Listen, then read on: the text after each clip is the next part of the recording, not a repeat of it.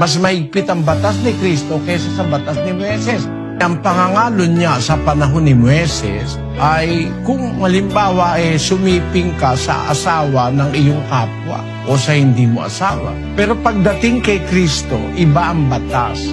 27 muna, kapatid na dahil. Narinig ninyong sinabi, huwag kang mangangalunya. Sa panahon niya ni Moises. Ngayon, ang sabi niya sa 28, Datapwat, sinasabi ko sa inyo na ang bawat tumingin sa isang babae na taglay ang masamang hangad ay nagkakasala na ng pangangalo niya sa kanyang puso. maliwanag kung gayon ang punto ng Panginoon na sabi nung araw, huwag kang mangangalo niya.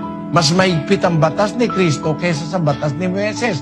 Na noon, mapepenahan ka pagka nangalo niya ka. Kay Kristo, tumitingin ka pa lang, taglay mo ang masamang hangad.